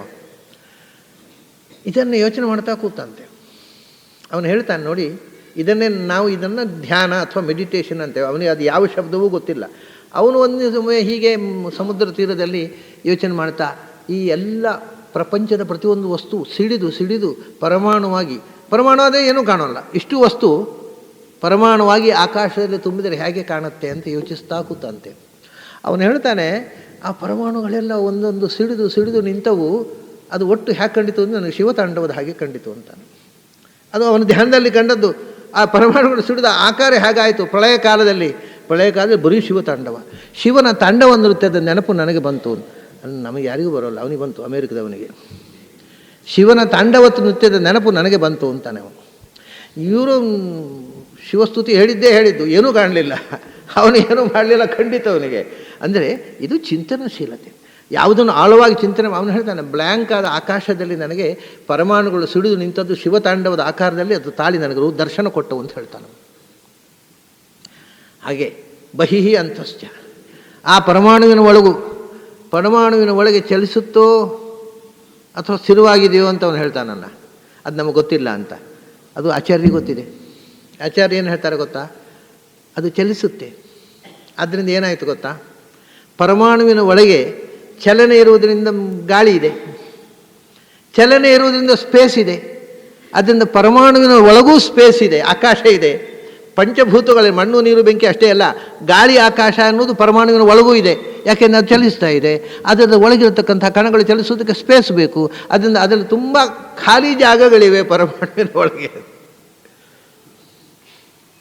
ಇದನ್ನು ನನಗೆ ತಿಳಿದಂತೆ ಪ್ರಪಂಚದಲ್ಲಿ ಆಚಾರ್ಯ ಮಧ್ವರು ಮಾತ್ರ ಹೇಳಿದ್ದು. ಪರಮಾಣುವಿನ ಒಳಗೆ ಅದು ಅಂದರೆ ದ್ರವ್ಯದ ಅವಯವಭೂತವಾದ ಆಕಾಶ ಅಂದರೆ ಅದು ಅಂತ. ಇದು ಯಾವ ಸೈಂಟಿಸ್ಟು ಹೇಳಿಲ್ಲರಿ, ಸೈಂಟಿಸ್ಟ್ ಹೇಳಿಲ್ಲ, ಯಾವ ಮತಾಚಾರ್ಯರು, ಯಾವ ವಿದ್ವಾಂಸರು, ಯಾವ ಋಷಿಗಳು ಹೇಳಿಲ್ಲ, ಆಚಾರ್ಯರು ಹೇಳಿದ್ರಿ. ಅದು ಏನು ಸೈಂಟಿಫಿಕ್ ಮೈಂಡ್, ಅದು ವಿಜ್ಞಾನವನ್ನು ಜಾಲಾಡಿಸಿಬಿಡ್ತಕ್ಕಂಥ ಅದ್ಭುತ ಪ್ರತಿಭೆ. ಅವ್ರು ಹೇಳ್ತಾರೆ, ಪರಮಾಣುವಿನ ಒಳಗಿರ್ತಕ್ಕಂಥ ಸಬ್ಯಾಟಮ್ಸು ಚಲಿಸ್ತಾ ಇದೆ, ಅದರಿಂದ ಅಲ್ಲಿ ಆಕಾಶ ಇದೆ, ಗಾಳಿ ಇದೆ. ಪಂಚಭೂತಗಳು ಒಂದು ವಸ್ತುವಿನಲ್ಲಿ ಇರುವುದಂದ್ರೆ ಏನು? ಮಣ್ಣು ನೀರು ಬೆಂಕಿ ಗೊತ್ತು, ಗಾಳಿ ಆಕಾಶ ಎಲ್ಲಿದೆ? ಅದು ಒಳಗಿದೆ, ಅಲ್ಲಿ ಪರಮಾಣುವಿನ ಒಳಗಿದೆ ಅಂತಾರೆ. ಅದ್ಭುತ ಇದು. ಇಂಥ ಚಿಂತನೆಗಳನ್ನು, ಒಂದು ತಮಾಷೆ ಏನು ಅಂದರೆ, ಆಚಾರ್ಯ ಇದನ್ನು ಹೇಳಿದ್ದಾರೆ, ಅದನ್ನು ನೀವು ಇಡೀ ಸರುಮೂಲ ಓದಿದ್ರು ನಿಮಗೆ ಎಲ್ಲಿ ಸಿಗೋಲ್ಲ. ಅದು ಎಲ್ರಿಗೂ ಕಂಡ ಕೂಡಲೇ ಅರ್ಥ ಆಗುವಾಗಿ ಹೇಳಲಿಲ್ಲ ಅವರು. ಇವಾಗ ನಾನು ಅದನ್ನು ಓದಿದಾಗ ನನಗೆ ಅದನ್ನು ಆ ಭಾವ ಸ್ಫುರಣ ಆಯಿತು, ನಿಮಗೆ ಹೇಳಿದೆ. ಪ್ರಾಯ ಅದು ಎಲ್ಲಿದೆ ಅಂತ ನಾನೇ ತೋರಿಸ್ಕೊಡ್ಬೇಕಾಗುತ್ತೆ. ನೀವು ಹೋಗಿ ಪುಸ್ತಕ ನೋಡಿದ್ರೆ ಎಲ್ಲವರು ಬಾಯ್ಬಿಟ್ಟು ಹೇಳೋದಿಲ್ಲ. ಯಾಕೆಂದರೆ ಎಲ್ಲ ಸತ್ಯವೂ ಕೂಡ ಅದನ್ನು ನಿಗೂಢವಾದ ಭಾಷೆಯಲ್ಲಿ ಹೇಳ್ತಾರೆ ಪ್ರಾಚೀನರು. ಅದನ್ನು ತೆರೆದಿಟ್ಟ ಅಂಗಡಿಯ ಮಾಲಿನ ಹಾಗೆ, ಸಂತೆಯ ಸೊಪ್ಪುಗಳ ಜೊತೆಗೆ ವೇದಾಂತವನ್ನು ತೆರೆದಿಡೋದಿಲ್ಲ ಅವರು. ಅದರಿಂದ ಚರಾಚರ ಪ್ರಪಂಚದ ಒಳಗೂ ಇದ್ದಾನೆ, ಹೊರಗೂ ಇದ್ದಾನೆ. ಅಂದರೆ ಒಂದು ಸೃಷ್ಟಿ ಮತ್ತು ಸಂಹಾರದ ಎರಡು ಮುಖಗಳನ್ನು ಹೇಳಿದಾಗಾಯಿತು. ಇಡೀ ಚರಾಚರ ಪ್ರಪಂಚ ಎಲ್ಲ ಅವನ ಹೊಟ್ಟೆಯ ಒಳಗೆ ಸೇರಿಕೊಂಡಿತ್ತು. ಸೃಷ್ಟಿಯಾಗುವಾಗ ಬಹಿಹಿ, ಅದು ಕಮಲವಾಗಿ ಹೊರಗೆ ಬಂತು. ಅದೇ ಬ್ರಹ್ಮಾಂಡ. ಮೊಟ್ಟೆಯ ಆಕಾರ, ಪ್ರಪಂಚ ಮೊಟ್ಟೆಯ ಆಕಾರದಲ್ಲಿದೆ.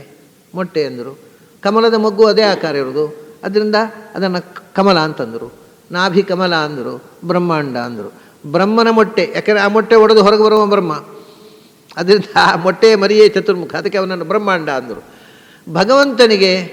ಭಗವಂತ ಪಕ್ಷಿಗಳು ಸರೀಸೃಪಗಳು ಮೊಟ್ಟೆ ಇಡ್ತಾವೆ, ಹಾಗೆ ಇವನು ಮೊಟ್ಟೆ ಇಟ್ಟ. ಆದರೆ ಬರೀ ಮೊಟ್ಟೆ ಇಲ್ಲ, ಅದು ಮೊಟ್ಟೆ ಅಂದರೆ ಮೊಟ್ಟೆ, ಕಮಲ ಅಂದರೆ ಕಮಲ. ಅದರ ಪೆಟಲ್ಸೇ ಲೋಕಗಳು. ಇಡೀ ಪ್ರಪಂಚ 3 ಲೋಕಗಳು, 14 ಲೋಕಗಳಾದವು. ಅಂಥ ಬಹಿರಂತಶ್ಚ ಭೂತಾನಾಂ ಅಚರಂ ಚರಮೇವಚ. ಅಲ್ಲ, ಸೂಕ್ಷ್ಮತ್ವಾತ್ ತದ್ ಅವಿಜ್ಞೇಯಂ ದೂರಸ್ಥಂಚ ಅಂತತಃ ತದ್ ಸೂಕ್ಷ್ಮತ್ವಾತ್ ತದವಿಜ್ಞೇಯಂ. ಸೂಕ್ಷ್ಮತ್ವಾತ್ ಒಂದು ವಸ್ತು. ಹಾಗಾದರೆ ದೇವರ ಬಗ್ಗೆ ಇಷ್ಟೆಲ್ಲ ಹೇಳಿದೆ ಅಲ್ವಾ, ಇಷ್ಟು ಹೇಳಿದೆ ತಿಳಿತು ಅಂತ ತಿಳ್ಕೊಬೇಡ. ದೇವರ ಬಗ್ಗೆ ನನಗೆ ಬಹಳ ವಿಷಯ ಗೊತ್ತಿದೆ ಅಂತ ಭ್ರಮಿಸ್ಕೋಬೇಡ.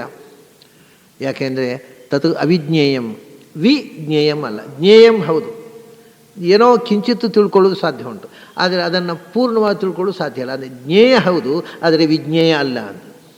ವಿಜ್ಞೇಯ ಅಂದರೆ ಅದು ಎಲ್ಲ ವಿವರಗಳ ಜೊತೆಗೆ ತಿಳ್ಕೊಳ್ಳೋದು. ಭಗವಂತನ ವಿವರ ಹೇಗೆ ರೀತಿ ತಿಳಿಬೇಕು ನಮಗೆ? ನಾವು ಹುಟ್ಟುವ ಮುಂಚೆ ಇದ್ದವನವನು, ಆಮೇಲೆ ನಾವು ಹುಟ್ಟಿದವರು. ಅವನು ಹೇಗಿದ್ದ ನಮಗೆ ಹೇಗೆ ಗೊತ್ತಾಗಬೇಕು? ಭಗವಂತ ಭಾಗವತರು ಒಂದು ಮಾತು ಬರುತ್ತೆ ನೋಡಿ, ಅನ್ವಯ ವ್ಯತಿರೇಕಾಭ್ಯಾಂ ಯತ್ ಸ್ಯಾತ್ ಸರ್ವತ್ರ ಸರ್ವದಾ. ಈ ಜಗತ್ತಿರುವಾಗಲೂ ಇದ್ದವನು, ಈ ಜಗತ್ತು ಇರದೇ ಇರುವಾಗಲೂ ಇದ್ದವನು, ಅವನನ್ನು ಹೇಗೆ ಈ ಜಗತ್ತು ಅರ್ಥ ಮಾಡಿಕೊಳ್ಳಬೇಕು? ಆದ್ದರಿಂದ ಅವನು ವಿಜ್ಞೇಯ ಅಲ್ಲ, ಅವನು ಪೂರ್ಣವಾಗಿ ತಿಳಿಯೋದು ಸಾಧ್ಯ ಇಲ್ಲ.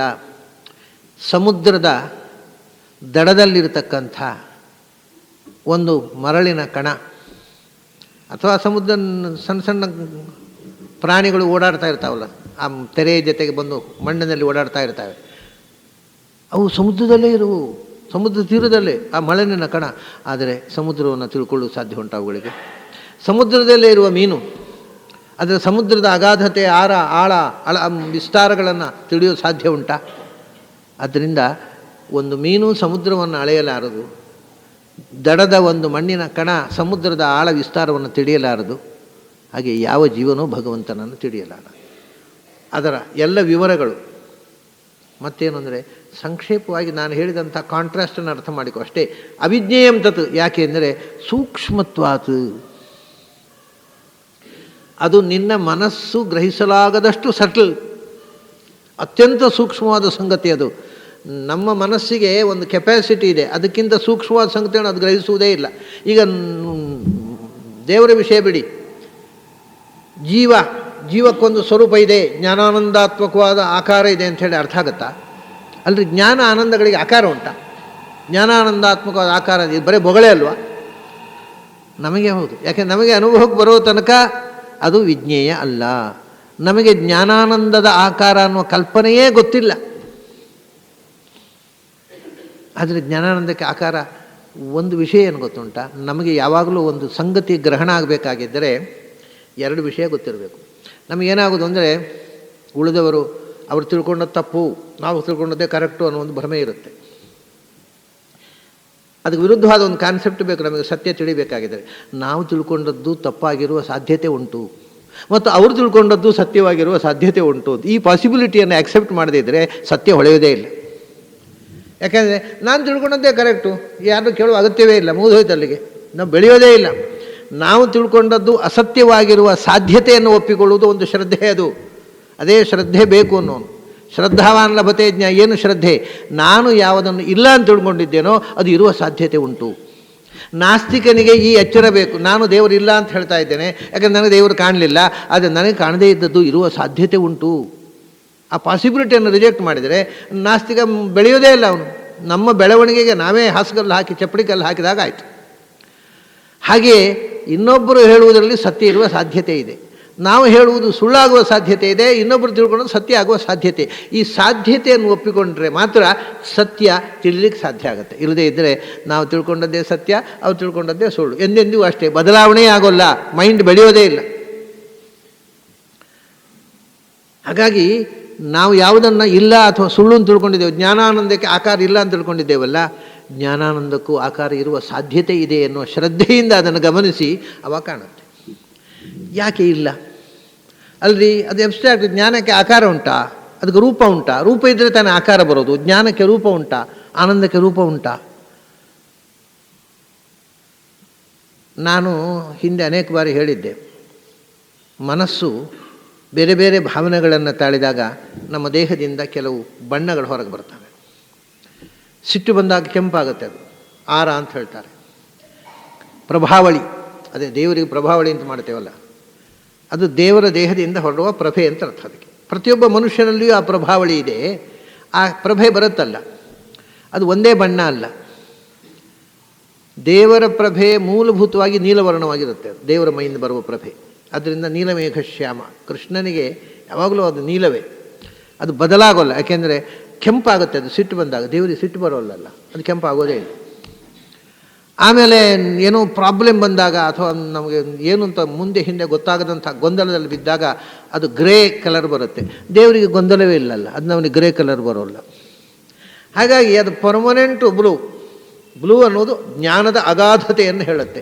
ಸಮುದ್ರದ ಬ್ಲೂ, ಆಕಾಶದ ಬ್ಲೂ ನಮಗೆ ಯಾಕೆ ಅಂದರೆ ಅದು ಅನಂತ ಅಗಾಧ, ಅದನ್ನು ರೆಪ್ರೆಸೆಂಟ್ ಮಾಡ್ತಕ್ಕಂಥದ್ದು. ಹಾಗಾಗಿ ಭಗವಂತನ ಆ ಅನಂತತೆ ಅನ್ನುವಂಥದ್ದು ಯಾವಾಗಲೂ ದೇಹದ ಪ್ರಭೆಯಲ್ಲಿ ಹೊರಗೆ ಬರ್ತಾ ಇದೆ. ಅದನ್ನು ಕೃಷ್ಣ ಯಾವಾಗಲೂ ನೀಲಮೇಘ ಶ್ಯಾಮ, ನೀಲವರ್ಣ. ನಮ್ಮದಾಗಲ್ಲ. ನಮಗೆ ಸಿಟ್ಟು ಬಂದಾಗ ಕೆಂಪಾಗುತ್ತೆ, ಖುಷಿಯಾದಾಗ ಸ್ವಲ್ಪ ಯಾರಾದರೂ ಒಂದು ಸ್ವಲ್ಪ ಮಾನಪತ್ರ ಕೊಟ್ಟು ಒಂದು ಶಾಲೆ ಹೊದಿಸಿಬಿಟ್ರೆ ಖುಷಿಯಾಗುತ್ತೆ.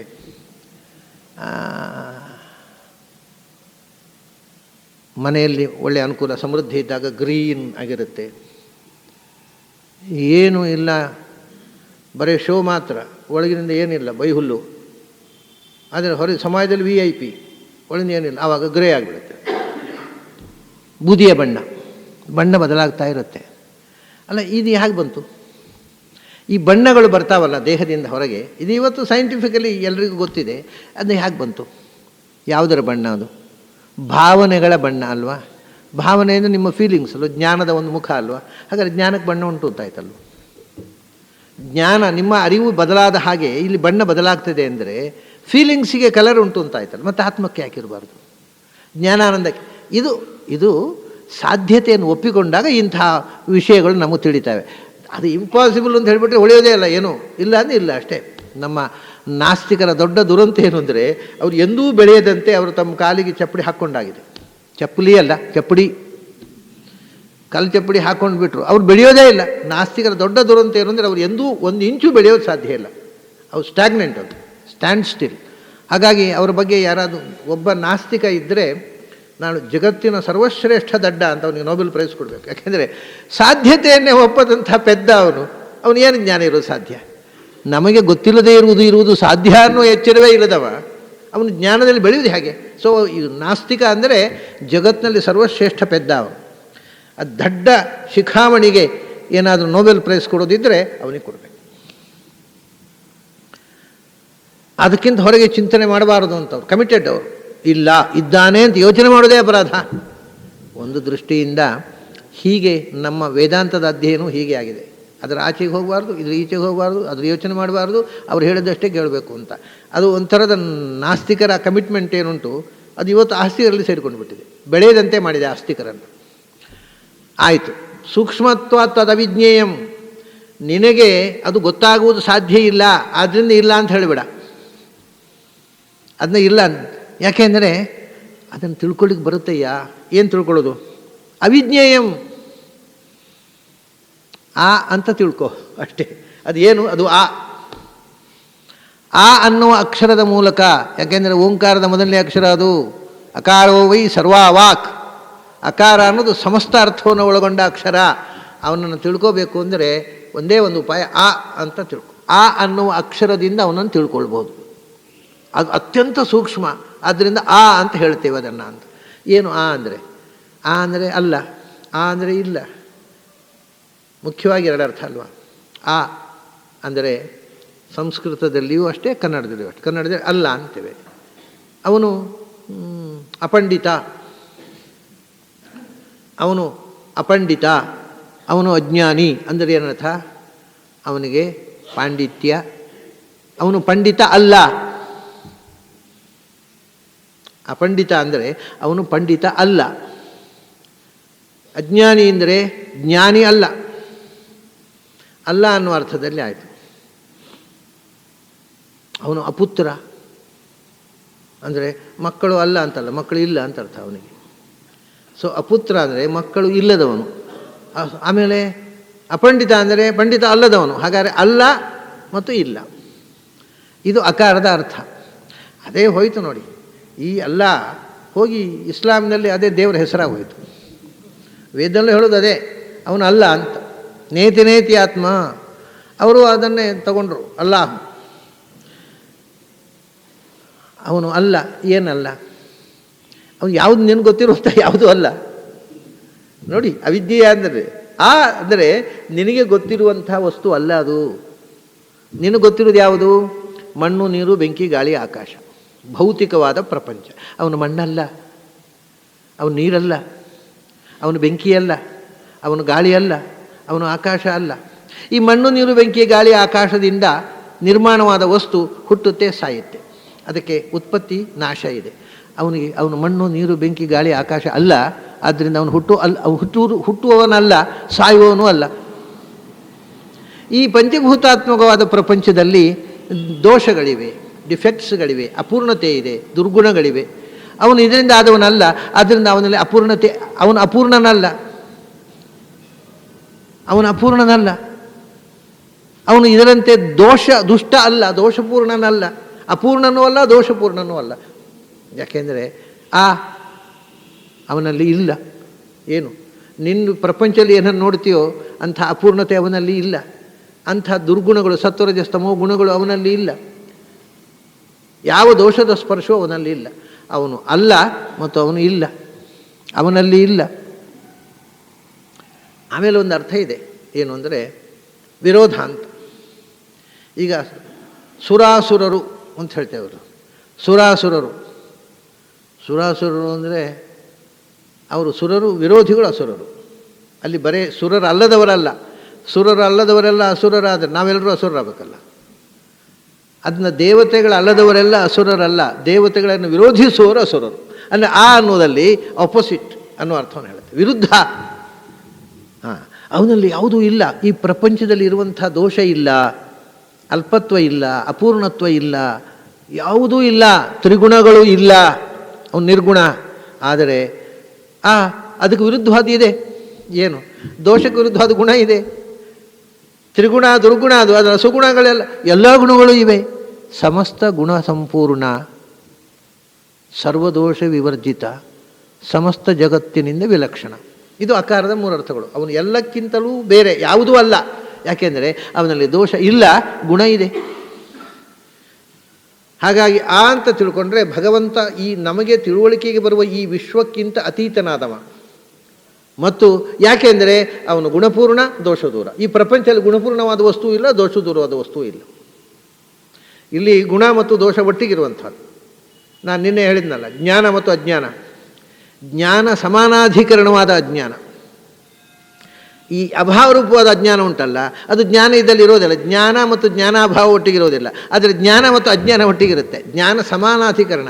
ಭಗವಂತನಲ್ಲಿ ಎರಡು ಒಟ್ಟಿಗಿರುವಂಥದ್ದು. ಹಾಗೆ ಎಲ್ಲ ಅನೇಕ ಇದೆ ಇಂಥದ್ದು. ಹಾಗಾಗಿ ಅವನಲ್ಲಿ ಅಜ್ಞಾನ ಇಲ್ಲ, ಜ್ಞಾನ ಮಾತ್ರ ಇರೋದು. ನಮ್ಮಲ್ಲಿ ಎರಡೂ ಒಟ್ಟಿಗಿದೆ. ನಮ್ಮಲ್ಲಿ ಗುಣ ದೋಷ ಎರಡೂ ಇದೆ, ಅವನಲ್ಲಿ ದೋಷ ಇಲ್ಲ, ಗುಣ ಮಾತ್ರ ಇರೋದು. ಇದು ವಿರೋಧ. ಹಾಗಾಗಿ ಸಮಸ್ತ ಪ್ರಪಂಚದಿಂದ ವಿಲಕ್ಷಣನಾದವ, ಜ್ಞಾನಾನಂದಾದಿ ಸದ್ಗುಣಪೂರ್ಣನಾದವ, ಯಾವ ದೋಷವೂ ಇಲ್ಲದವ. ಇದನ್ನು ಹೇಗೆ ಇದನ್ನು ಕನ್ಸೀವ್ ಮಾಡ್ತೀಯ? ಅವಿಜ್ಞೇಯಂ. ನಿನಗೆ ಗೊತ್ತೇ ಇಲ್ಲ ಇಂಥ ವಿಷಯ, ಯಾವ ದೋಷವೂ ಇಲ್ಲದ, all perfect, void of all defects, full of all attributes ಅಂಥ ಒಂದು ವಸ್ತುವೇ ಇಲ್ಲ. ಇನ್ನೊಂದು ಎಕ್ಸಾಂಪಲ್ ಕೊಡಲಿಕ್ಕೆ ನಿನಗೆ ಹೇಗೆ ಅರ್ಥ ಆಗಬೇಕು? ಅರ್ಥ ಆಗೋದು ಸಾಧ್ಯ ಇಲ್ಲ, ಬಿಟ್ಬಿಡು. ಸೂಕ್ಷ್ಮತ್ವ ತದವಿಜ್ಞೇಯಂ ದೂರಸ್ಥಂಚ ಅಂತಿಕೇ ಚ ತತ್ ಅವಿಜ್ಞೇಯಂ ಸೂಕ್ಷ್ಮತ್ವಾತ್, ತಿಳಿಲಿಕ್ಕೆ ಸಾಧ್ಯ ಇಲ್ಲ. ಆದರೆ ಅದು ನೀನು ತಿಳಿಯಲಿಕ್ಕೆ ಆಗದೇ ಇದ್ದರೂ ಕೂಡ ನಿನ್ನ ಹತ್ತಿರವೇ ಇದೆ. ಅದನ್ನು ಹುಡ್ಕೊಂಡು ಹೋಗಬೇಡ. ತಿಳಿಬೇಕಾದ್ರೆ ಎಲ್ಲಿ ಹೋಗ್ಬೇಕು ಹೇಳ್ರಿ? ಎಲ್ಲಿ ಬೇಕಾದ್ರೆ ಅಲ್ಲಿ ಹೋಗುತ್ತೆ. ನೀನು ಎಲ್ಲಾರು ಹೋದರೆ ಅದಕ್ಕಿಂತ ಆಚೆ ಹೋಗುತ್ತೆ. ಅದು ದೂರಸ್ಥಂ. ಭಗವಂತನನ್ನು ನೀವು ಹೊರಗಿನಿಂದ ಹುಡುಕಿಕೊಂಡು ಹೋದರೆ ನೀವು ಎಷ್ಟು ದೂರ ಹೋಗ್ತೀರ ಅದರಿಂದ ಆಚೆಗೆ, ಹರಿಸಾನ್ನಾಗೆ. ಹೊರೈಸಾನು ನೀವು ಅಲ್ಲಿ ಕಾಣುತ್ತೆ. ಅಲ್ಲಿ ನೀವು ದೋಣಿಯಲ್ಲಿ ಕೂತು ಸಮುದ್ರದ ಆ ತುದಿಯಲ್ಲಿ ಹೊರೈಸಾನ್ ಕಾಣ್ತಾ ಇದೆ, ಅಲ್ಲಿ ಹೋಗೋಣ ಅಂತ ಹೋದರೆ ನಾವು ಎಷ್ಟು ದೂರ ಹೋಗ್ತೇವೋ ಅದು ಅಷ್ಟು ದೂರ ಮುಂದೆ ಹೋಗಿರುತ್ತೆ. ಭಗವಂತ ಹೊರೈಸಾನ್ನ ಹಾಗೆ. ನೀನು ಹೊರಗಿನಿಂದ ಹುಡುಕಿದರೆ ನೀನು ಎಷ್ಟು ದೂರ ಹೋದರೂ ಅದರ ಆಚೆಗೆ. ಈ ನಮ್ಮ ಸಾಹಿತಿಗಳೊಬ್ಬರು ಒಂದು ದೃಷ್ಟಾಂತ ಕೊಟ್ಟಿದ್ದರು. ಕತ್ತೆಯ ತಲೆಗೆ ಒಂದು ಕೋಲು ಕಟ್ಟಿ ಅದರ ತುದಿಯಲ್ಲಿ ಹುಲ್ಲು ಇಡೋದು. ಕತ್ತೆಯ ತಲೆಯಲ್ಲಿ ಏನು ಅಂದರೆ ಇಷ್ಟು ಮುಂದೆ ಹೋದರೆ ಹಲ್ಲು ಸಿಗುತ್ತೆ ಅಂತ ಇಲ್ಲಿ ಕಟ್ಟಿದ್ದಾರೆ. ಇಷ್ಟು ಮುಂದೆ ಹೋದರೆ, ಒಂದು ಅಡಿ ಮುಂದೆ ಹೋದರೆ ಹುಲ್ಲು ಸಿಗುತ್ತೆ ಅಂತ. ಮುಂದೆ ಹೋಗುತ್ತೆ, ಅದು ಮುಂದೆ ಹೋಗುತ್ತೆ. ಎಷ್ಟು ಹೋದರೂ ಹುಲ್ಲು ಸಿಗೋದೇ ಇಲ್ಲ. ಭಗವಂತ ಕೋಲಿನ ತುದಿಯಲ್ಲಿ ಕಟ್ಟಿದ ಹುಲ್ಲಿನ ಹಾಗೆ ನಾವು ಕತ್ತೆಗಳು ಹುಡುಕೋದು. ಮುಂದೆ ಹೋದರೆ ಸಿಗುತ್ತೆ, ಮುಂದೆ ಹೋದ್ರೆ ಸಿಗುತ್ತೆ, ಸಿಗೋದೇ ಇಲ್ಲ, ಕಡೆಗೂ ಸಿಗೋಲ್ಲ. ಇದು ದೂರಸ್ಥಂ ಅಂದರೆ ಹೀಗೆ. ಅವನು ಎಲ್ಲ ಕಡೆ ಇದ್ದಾನೆ, ಆದರೆ ನಿನಕ್ಕಿಂತ ದೂರ ಇದ್ದಾನೆ. ನೀನು ಹೋದರೆ ನಿನಕ್ಕಿಂತ ಆಚೆ ಹೋಗಿಬಿಡ್ತಾನವ. ನಿನ್ನ ಹತ್ತಿರ ಬರೋದೇ ಇಲ್ಲ, ಅವನು ಸಿಗೋದೇ ಇಲ್ಲ. ಹೊರಗಿನಿಂದ ಹುಡುಕಿದರೆ ದೂರಸ್ಥಂ. ಅದಕ್ಕೆ ಬಹಿಹಿ ಅಂತಶ್ಚ ಅಂತ. ಬಹಿಹಿ ಅಂತ ನೀನು ಹುಡುಕಿದರೆ ದೂರಸ್ಥಂ. ಅಂತಶ್ಚ ಒಳಗೆ ಹುಡುಕಿದರೆ ಅಂತಿಕೆ ಚತತ್. ಅಯ್ಯೋ, ಒಳಗೆ ನಿನ್ನೊಳಗೆ ಇದ್ದಾನೆ, ನಿನ್ನ ಹತ್ತಿರದಲ್ಲಿದ್ದಾನೆ, ನಿನ್ನ ಬಿಂಬರೂಪವಾಗಿ ನಿನ್ನ ಜೀವ ಸ್ವರೂಪದ ಒಳಗೆ ಇದ್ದಾನೆ. ಅದಕ್ಕಿಂತ ಹತ್ತಿರದಲ್ಲಿ ಇನ್ನೊಂದು ಯಾವ ವಸ್ತುವೇ ಇಲ್ಲ. ಎಲ್ಲಕ್ಕಿಂತ ಹತ್ತಿರ. ಒಳಗಿನಿಂದ ಹುಡುಕು ಎಲ್ಲಕ್ಕಿಂತ ಹತ್ತಿರ, ಹೊರಗಿಂದ ಹುಡುಕು ದೂರಕ್ಕಿಂತ ದೂರ. ದೂರಾತ್ ದೂರದರಂ ಎತ್ತು ತದೇವಾಂತಿಕಮಂತಿಕಾತ್ ಅಂತ ಆಚಾರ್ಯ ಇದನ್ನು ಹೇಳೋದು. ಹತ್ತಿರಕ್ಕಿಂತ ಹತ್ತಿರ, ದೂರಕ್ಕಿಂತ ದೂರ. ಇನ್ನೊಂದು ರೀತಿಯಿಂದ ನೋಡಿದರೆ ಜ್ಞಾನಿಗಳಿಗೆ ಹತ್ತಿರಕ್ಕಿಂತ ಹತ್ತಿರ, ಅಜ್ಞಾನಿಗಳಿಗೆ ದೂರಕ್ಕಿಂತ ದೂರ. ವಾಸ್ತವ ನೋಡಿದರೆ ಅವನಿಗೆ ಸರ್ವಗತ ಆದ್ದರಿಂದ ಹತ್ತಿರಕ್ಕಿಂತ ಹತ್ತಿರ, ಎಲ್ಲ ಕಡೆ ಇರುವುದರಿಂದ ದೂರಕ್ಕಿಂತ ದೂರ. ಅವನು ದೂರದಲ್ಲಿ ಇರುವವನು ಅವನೇ, ಹತ್ತಿರದಲ್ಲಿರುವವನು ಅವನೇ. ಅಂದು ಎಷ್ಟು ದೂರ ಹೋದರೂ ಅವನೇ ಇದ್ದಾನೆ, ಎಷ್ಟು ಹತ್ತಿರ ಬಂದರೂ ಅವನಿದ್ದಾನೆ. ಹೀಗೆ ಯಾವ ನಿಟ್ಟಿನಿಂದ ನೋಡಿದರೂ ಈ ಕಾಂಟ್ರಡಿಕ್ಷನ್, ಹತ್ತಿರ ಮತ್ತು ದೂರ ಭಗವಂತನಲ್ಲಿ ಎರಡು ಒಂದೇ ಆಗಿಬಿಡುತ್ತೆ. ಅವನು ಹತ್ತಿರವೂ ಹೌದು, ಅವನ ಅರಿವು ಬರುವ ತನಕ ಅವನು ದೂರ. ಅವನ ಅರಿವು ಬಂತು ಅಂತಂದರೆ ಹೂವ ತರುವವರ ಮನೆಗೆ ಹುಲ್ಲ ತರುವ.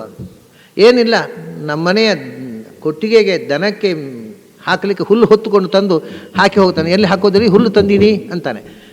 ನಮಗೆ ಭಗವಂತ ಅಂತ ಗೊತ್ತೇ ಆಗೋದಿಲ್ಲ, ಯಾರೋ ಕೆಲಸವನ್ನು ತಂದು ಹಾಕಿದ ಅಂತ ತಿಳ್ಕೊತೇವೆ. ದೂರ. ಭಗವಂತ ಅಂತ ಗೊತ್ತಾದಾಗ, ಹುಲ್ಲು ತಂದವನು ಯಾರು ಅಂತ ಗೊತ್ತಾದಾಗ ದಾಸರಾಗಿಬಿಡ್ತೇವೆ. ಅವಾಗ ಪುರಂದರ ದಾಸರಾಗಿಬಿಡ್ತೇವೆ. ಅದು ಆ ಸ್ಥಿತಿ, ಆ ಭಗವಂತನ ದಾಸ್ಯ ದೀಕ್ಷೆ ಬಂದಾಗ ಭಗವಂತ ಕಾಣಿಸಿಕೊಳ್ತಾನೆ. ಅದಿಲ್ಲದೇ ಇದ್ದಾಗ ಯಾವುದೋ ಒಂದು ರೂಪದಿಂದ ಕಾಣಿಸಿಕೊಳ್ತಾನೆ. ಅದು ಯಾರೋ ಕನಕದಾಸರ ಕಾಲದಲ್ಲಿ ನಾಯಿಯ ರೂಪದಿಂದ ಭಗವಂತ ಬಂದ ಅಂತ ಒಂದು ಕಥೆ ಇದೆ. ಯಾವ ರೂಪದಿಂದ ಬರ್ಬೋದು? ಯಾಕೆಂದರೆ ಎಲ್ಲ ರೂಪದ ಒಳಗೂ ಇರುವವನು ಅವನೇ ಅಲ್ವಾ. ನೀವು ವಿನೋದಕ್ಕೆ ಬೇಕಾದ್ರೆ ಇದನ್ನು ಹೇಳ್ತಾರಲ್ಲ ಗೀತೆಯಲ್ಲಿ, ಅಹಂ ವೈ ಶ್ವಾ ನರೋಭೂತ್ವ. ನಾಯಿಯಾಗಿ ನಾಯಿಯ ರೂಪದಲ್ಲೂ ಬರುವವನು ನಾನೇ, ಮನುಷ್ಯ ರೂಪದಲ್ಲಿ ಎಲ್ಲದರ ಒಳಗೂ ಅಂತರ್ಯಾಮಿಯಾಗಿರುವವನು ನಾನೇ.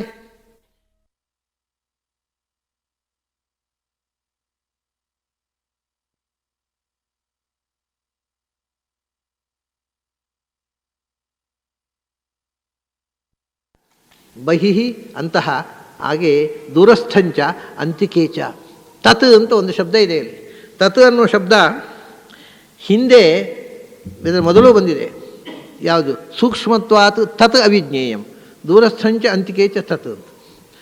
ಸೂಕ್ಷ್ಮತ್ವಾತ್ ತತ್ ಅಂತಂದರೆ ಅಲ್ಲಿ ಒಂದು ತತ್ ಇದೆ. ಅಲ್ಲಿ ತತ್ ಅಂದರೆ ಅದು ಅಂತ ಒಂದು ಅರ್ಥ. ಅದು ಅಂದರೆ ಅವಿಜ್ಞೇಯಂ, ನಮಗೆ ಅರ್ಥವಾಗದ್ದು. ಆದ್ದರಿಂದ ತತ್, ಯಾಕೆಂದರೆ ಅವಿಜ್ಞೇಯ. ಇನ್ನೊಂದು ಅರ್ಥ ಏನು ಗೊತ್ತುಂಟು? ತತ್ ಅಂದರೆ ತತ್ ಸವಿತುರ್ವರೇಣಿಯಂ. ತತ್ ಅಂದರೆ ಎಲ್ಲ ಕಡೆ ತುಂಬಿರುವಂಥದ್ದು, ಎಲ್ಲ ಗುಣಗಳಿಂದ ತುಂಬಿರುವಂಥದ್ದು. ಎಲ್ಲ ಗುಣಗಳಿಂದ ತುಂಬಿರುವುದರಿಂದಲೇ ಅದು ಅವಿಜ್ಞೇಯ ನಿನಗೆ. ಯಾಕಂದ್ರೆ ಎಲ್ಲ ಗುಣಗಳ ಪರಿಚಯವೇ ಇಲ್ಲ, ಎಲ್ಲ ಗುಣಗಳು ತುಂಬಿರುವ ಭಗವಂತನ ಪರಿಚಯ ಆಗುವುದು. ಹಾಗೆ ನಮ್ಮ ಗುಣಗಳಲ್ಲಿ ಎಷ್ಟು ಒಂದು 5-6 ಶಬ್ದ ಹೇಳುವಾಗ ಮತ್ತೆ ಇನ್ಯಾವುದು ಗುಣ ಉಂಟು? ಯಾವುದು ಗೊತ್ತಾಗಲ್ರಿ, ನಮಗೆ ಗೊತ್ತಿಲ್ಲ. ನಮ್ಗೆ ಗೊತ್ತಿರೋದೇ ಕೆಲವು ಗುಣಗಳು, ಅದು ನಮ್ಮಲ್ಲಿ ಇಲ್ಲ. ಅದು ಎಲ್ಲೋ ಇದ್ದದನ್ನು ನೋಡಿ ಏನೋ ಹೆಸರು ಗೊತ್ತಿದೆ ಅಷ್ಟೇ. ಅಂದ ತತ್ ಗುಣೈಸ್ತತ್ವಾತ್ ತತ್ ಅವಿಜ್ಞೇಯಂ, ಅವನು ಗುಣಗಳಿಂದ ಪರಿಪೂರ್ಣ. ಆದ್ದರಿಂದ ನೀನು ಅವನನ್ನು ತಿಳಿಯೋದು ಸಾಧ್ಯ ಇಲ್ಲ. ಅವನು ಸರ್ವಗತ, ಆದರೂ ಸೂಕ್ಷ್ಮ. ಅಣೋರಣೀಯನ್. ತತ್ ಅಂದರೆ ಮಹತ್ವಮಹಿಯಾನ್, ಆದರೂ ಸೂಕ್ಷ್ಮ, ಅಣೋರಣೀಯನ್. ಹಾಗೆ ಇಲ್ಲಿ ದೂರಸ್ಥಂಚ ಅಂತಿಕೇಚ ತತ್, ಅವನು ತಥ ಸರ್ವಗತ, ಆದ್ದರಿಂದ ದೂರದಲ್ಲೂ ಇದ್ದಾನೆ, ಹತ್ತಿರದಲ್ಲೂ ಇದ್ದಾನೆ. ಹೀಗೆ ಅದು ಅವನು ಸರ್ವಜ್ಞ, ಸರ್ವಗುಣಪೂರ್ಣ ಅನ್ನತಕ್ಕಂಥ ಎರಡು ಅರ್ಥವಿಶೇಷಗಳನ್ನಿಟ್ಟುಕೊಂಡು ಎರಡು ಕಡೆಗೂ ಅನ್ವಯವಾಗಿ 2 ಬಾರಿ ಆ ಶಬ್ದವನ್ನು ಈ ಶ್ಲೋಕದಲ್ಲಿ ಕೃಷ್ಣ ಪ್ರಯೋಗಿಸಿದ್ದಾನೆ. ಅಂಥ ಸರ್ವಗತವಾದ ಆದರೂ ಸೂಕ್ಷ್ಮವಾದ, ಸರ್ವಗತವಾದ ಆದರೂ ದೂರದಲ್ಲಿ ಕೆಲವರಿಗೆ ಹತ್ತಿರದಲ್ಲಿರುವ, ಎಲ್ಲ ವಿರುದ್ಧಗಳಿಗೆ ಗುಣಾಶ್ರುತಾ ಸುವಿರುದ್ಧಾಶ್ಚ ದೇವೇ, ಎಲ್ಲ ವಿರುದ್ಧ ಗುಣಗಳು ಎಲ್ಲಿ ಒಟ್ಟಾಗುತ್ತಾವೋ, ಹೇಗೆ ಋಷಿಗಳ ಆಶ್ರಮದಲ್ಲಿ ಹುಲಿ ಮತ್ತು ದನ ಒಟ್ಟಿಗಿರ್ತಾವಂತ, ಹಾಗೆ ಎಲ್ಲ ವಿರುದ್ಧ ಗುಣಗಳು ಎಲ್ಲಿ ಒಟ್ಟಿಗೆ ಸೇರಿ ಆತ್ಮೀಯತೆಯಿಂದ ಇರ್ತಾವೋ ಅಂಥ ಸರ್ವಗುಣ ಸಮನ್ವಯ ಸ್ವರೂಪನಾದ ಭಗವಂತನನ್ನು ಚಿಂತನೆ ಮಾಡ್ತಾ ಇವತ್ತಿನ ಈ ಗೀತಾ ಚಿಂತನವನ್ನು ಮುಗಿಸ್ತಾ ಇದ್ದೇನೆ. ತಮಗೆಲ್ಲ ಅಭಿನಂದನೆಗಳು ಮತ್ತು ಅಭಿವಂದನೆಗಳು.